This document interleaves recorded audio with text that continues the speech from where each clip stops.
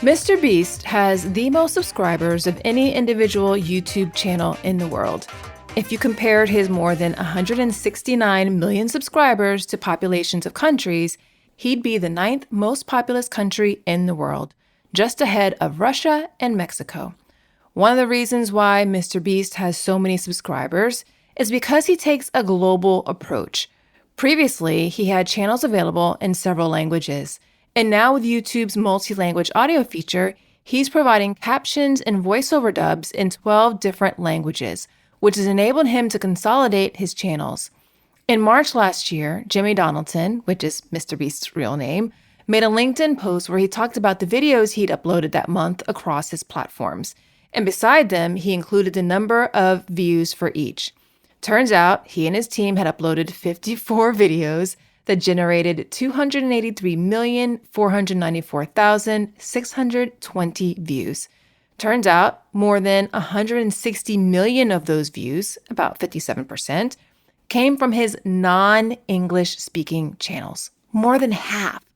Much of Mr. Beast's growth and volume of views he's gotten has been because he's leaned into serving people who speak other languages besides English, and he's localized his content specifically for them. Globalization is a smart growth strategy. When you focus on serving people who have the problem your business solves, who speak different languages and or live in different countries, growth is inevitable. With the technologies that exist today, this is easier and more cost-effective to do than ever, no matter what type of business you have. So in today's episode, as we continue with our growth series, we're going to cover how you can use globalization as a growth strategy in your business.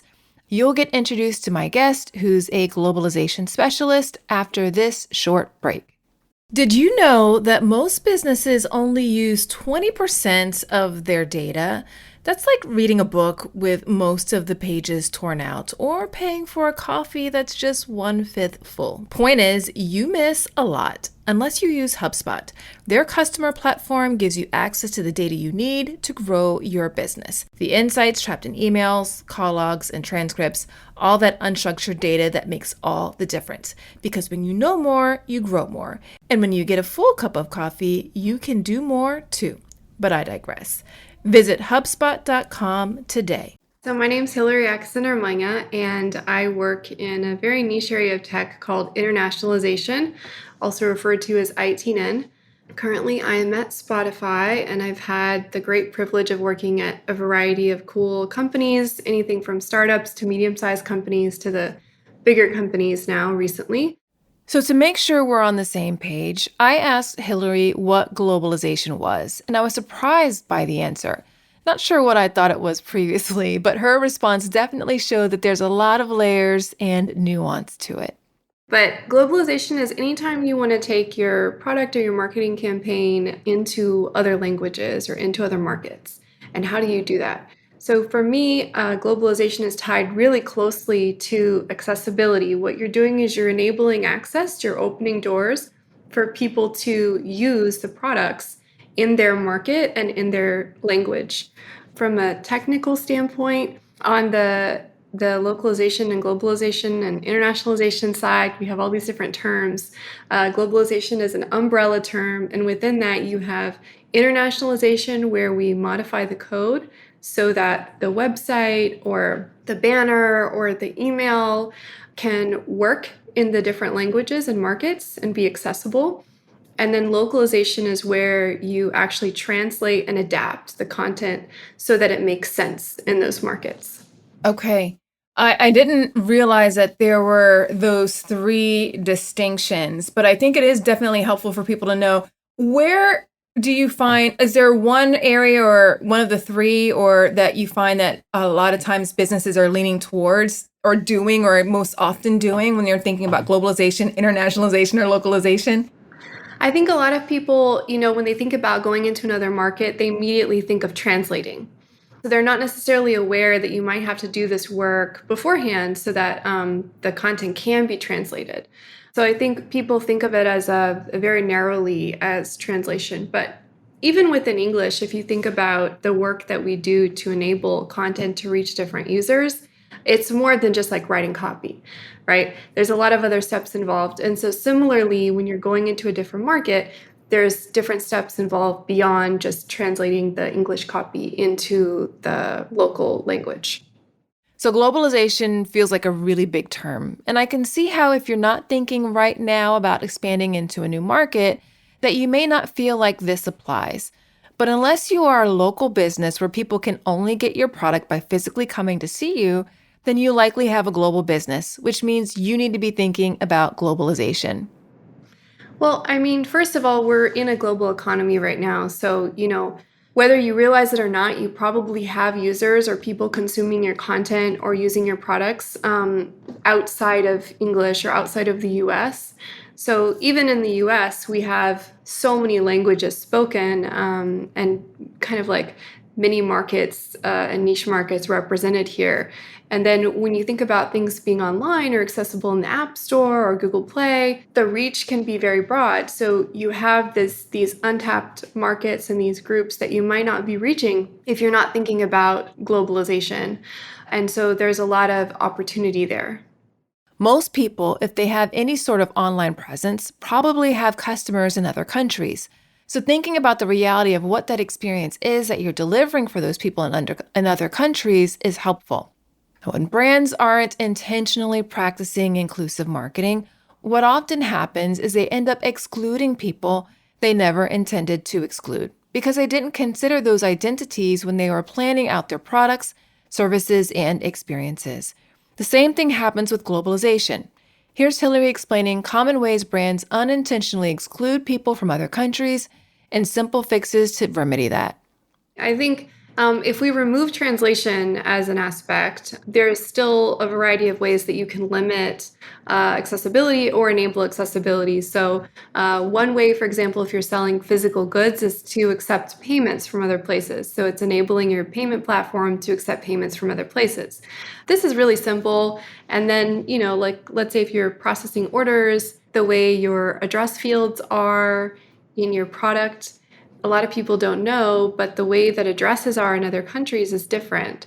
So we're used to seeing like street one, street two, city, state, zip.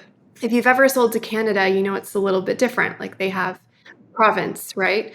But then when you get into other places, the address formats are also different as well. And so you might have got someone come all the way through your funnel, and then right when they're about to put in their address to receive the product, they are unsure of how to fill out the address fields. And there are like free libraries that you can pull down that have all that formatting done for you. It's just a matter of enabling it. And the same thing with payment processing. So enabling your processing to receive payments from other places, telephone numbers, the way that telephone numbers are entered into. So, like, we have a 3-digit zip code in the US, but it's 2 in some countries and 4 in others, not zip code, area code. So, it's different in different places. And if the formatting isn't enabled for that, and then when we get into like apps, just enabling the app to be available in other markets is a really simple thing you can do, and then see if you gain any traction, because there are many English speakers in other locales. So there's ways that you can, especially if you think about globalization as a means to accessibility, enabling accessibility in different places or for people who speak languages or live in places other than the US. I think it opens the perspective to kind of zoom out and move beyond just translation. Absolutely. There's even something like as simple as dates and the way dates are written, because Yes. they're written. I was working with somebody in Canada, and I wrote a date one way, but she's like, "Well, I don't know. Is this May 4th or is it April 5th?" Right? And I was like, "Oh yeah." Like, just little things like that make a big difference, and that impact what is it, communication, understanding, and Mhm. they probably just add unnecessary friction where there doesn't need to be. They add friction and confusion, but it also, I think it feels like a term I like to use is sloppy seconds. So if you're a Yeah. user consuming a product and it just feels a little off, I don't know, maybe you've interacted with something written by AI that you felt like this isn't quite right, Right. and when you're the user interacting with a product that doesn't feel like it's enabled for you, accessible to you, it starts to feel either suspicious or like the brand doesn't care about your experience and they just perceive you as like a lower class user. So Absolutely. it can hinder, retention in those places or just like engagement with your campaign or your product. Yeah. So I can see how globalization is something that people should be thinking about for digital products or Hmm. electronics even. Like I just always Hmm. remember my husband getting whenever he moved like whenever he got here, whenever we moved to the US, both in his car and whenever he got his cell phone, he was easily able to set everything up in Spanish and, Yeah. seamlessly, right? And it would just happen because it was planned for, they thought, oh, yeah, like there are going to be people, who speak different languages who use our product, and we Hmm. don't want to limit that, right? So, are there other areas beyond, let's say, something digital or electronics that you say that people should be thinking about globalization as well? Or are those kind of like the areas where it's most sort of used? Well, I mean, my specialization of my work is mostly within the digital space and specifically within apps, but there's definitely other areas. I mean, when you think about access to medical treatment, Yeah. being able to drive cars, pass exams, enrolling your kids in school, like Yeah. there's lots of different places where enabling access for languages other than English or limiting access affects the person's experience, right? And it's easy to think about that if you have maybe been on a vacation in another country or lived in another country and then you needed to communicate something and you didn't have a means to do that, or you didn't have it completely bars your access from that experience or from that product. And then, you're blocked, your access is blocked. So I think there's a lot of spaces, and in an increasingly globalized world where we're all interacting with each other all the time, it just becomes more and more relevant in lots of different spaces. When Hillary and I first started chatting about what we wanted to cover for this episode, one of the things that really intrigued me was how closely connected globalization is to accessibility. And as you listen to her marry the concepts, you'll see how embracing globalization will not only help you grow by reaching and serving more people, but it also enables you to create transformation for more people, which is pretty cool. I think if you think about the common goal of both being removing barriers to access so that someone can interact with and use the experience or the product in the same way that the rest of the users can, the parallels become really clear. But from a globalization perspective, some great examples are, if we look at a product like WhatsApp, for example, which is one of Meta's products, and I used to be at Meta, although I didn't work specifically on WhatsApp. WhatsApp enabled people to receive payments, for example. And when you do that in a country where maybe banking is really challenging or it's difficult to receive payments or open bank accounts or get credit cards, you can enable a whole piece of the economy where now, let's say, different demographics or communities that didn't have access to banking or credit cards can now open small businesses. They can send money to their friends, they can pool money together and share with their neighbors, et cetera. And that can really transform economies. Similarly, if you think about encrypted messaging, or you think about even like access to podcasts or information that they didn't previously have, these are all ways that enabling global access can be really transformative beyond just that specific product or app. So you're giving people information, you're giving them mobility, you're giving them technology that they might not have had access to. Globalization and the accessibility that comes with thinking about people who don't live in your country or who have a different primary language than you, it levels the playing field in terms of access to information, access to tools, and access to products. So think about a course you've taken, products you've used, or even content you've consumed that have been transformational for you. Imagine that you didn't have access to any of those because they were created in a language different from the one you speak, or it wasn't available in the country where you live. How would that have impacted your life? TED Talks, for example, have been transformative for people all over the world. The TED team knows that and wants to ensure as many people as possible are able to access their products, which is one of the reasons why their TED Talks are translated into more than 100 languages. We'll dive into the specifics of what globalization looks like in your business after this short break. Okay, I've got another podcast recommendation for you. It's Augmenters, hosted by Julie Meyer and Jimmy Edgerton, and it's brought to you by the HubSpot Podcast Network, the audio destination for business professionals. So on this show, Julie and Jimmy dive into mentoring and explore ways to augment and refresh the mentoring environment. They're using 8 core principles that weave relevant spirit guides and diverse guests, and Julie and Jimmy use a lot of humor and practical tips to help mentors and mentees get further, faster together. There's so many great episodes to tune into for this show, but one that you might find especially interesting is their latest episode, number 120, Mentoring Across Gender, Men as Allies and Mentors. Listen to Augmenters wherever you get your podcasts. What are the biggest mistakes that you would say that you've seen brands making with regards to globalization? I think there's a couple different areas. There's like people really swing one way or another. So, on the one hand, people think that they have to just completely globalize the entire experience, every single little thing on the website.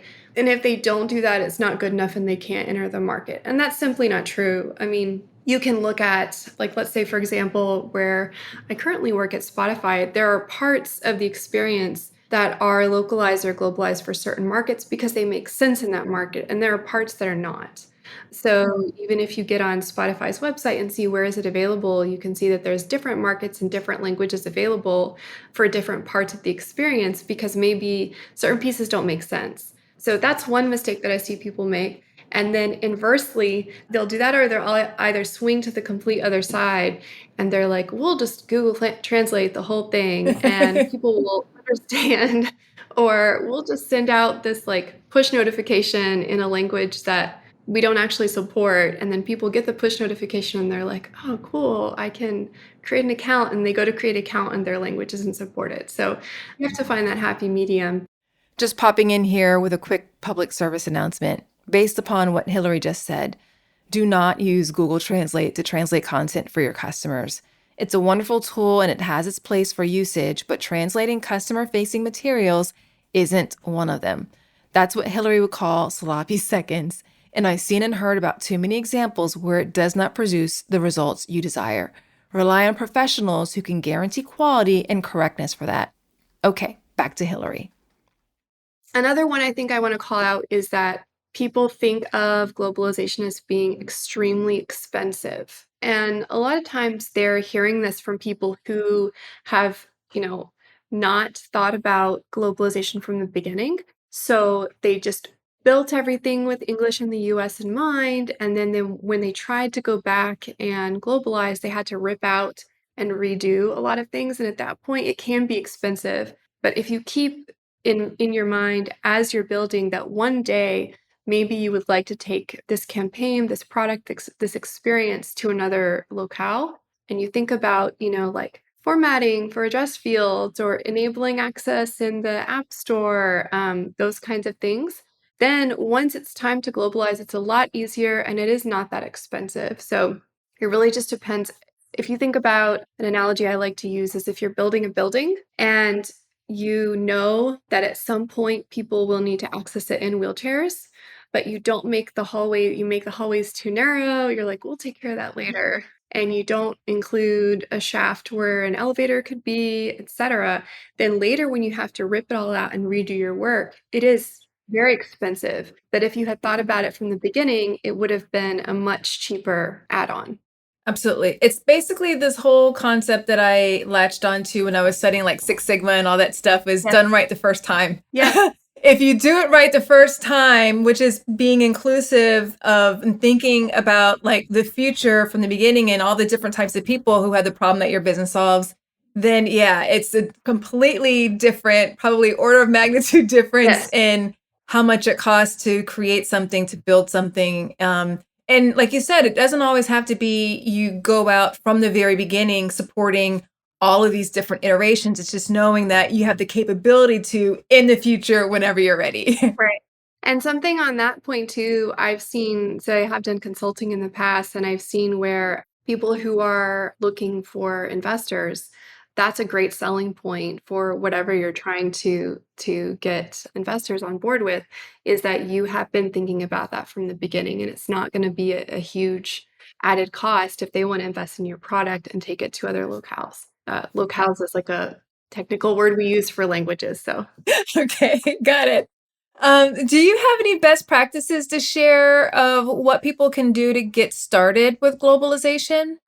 I think it's easy to be intimidated by the process, but I think at a very base level, thinking about your product from the perspective of someone who is not in the US or speaks a language other than English is a great starting point to get started. So, and you could even enlist the help of someone you know that maybe speaks another language or has lived in another country. There's also some really great products that I'll see if I can remember their names and share with you later, where you can have testers try and use your product in another place. So you can pay to have a few testers like run through your experience that you've put together. And that can give you a good starting point of what areas make sense or don't. Like the value proposition doesn't make sense, the product doesn't work, or maybe the branding isn't a good sell and you need to adjust the branding. So, one example that I learned about recently from a colleague, he was hired by a mattress company to go and redo their campaign in Japan because they had launched in Japan and it was a big flop. Like nothing was selling, people weren't buying the product. And they had done some initial market research where they knew that people in Japan spent money on luxury mattresses, and so they had anticipated a different response. And as he dug into it, he saw that the marketing of the product didn't make sense in Japan. They were kind of trying to sell to Japanese people a American idea of rest. And in Japan, people thought of rest differently. And so the marketing was confusing and didn't make sense. And I think maybe even insulting. He has said, so once they redid that marketing campaign, the problem was solved and they started to have users. So it was really just thinking of it from the perspective of someone in another place. That makes a really big difference.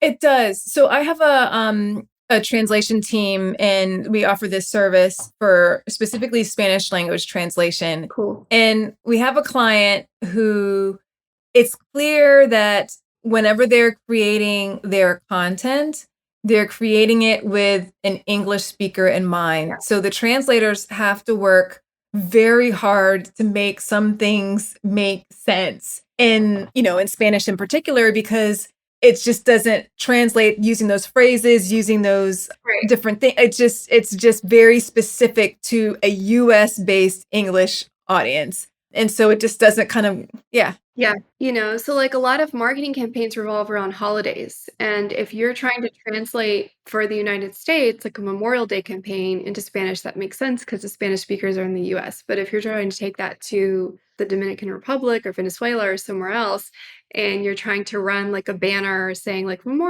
Day sale, it doesn't make any sense. It's confusing. Yeah. Or maybe even like insulting, like maybe the user is like, what do you mean? We don't even have that holiday here. Right.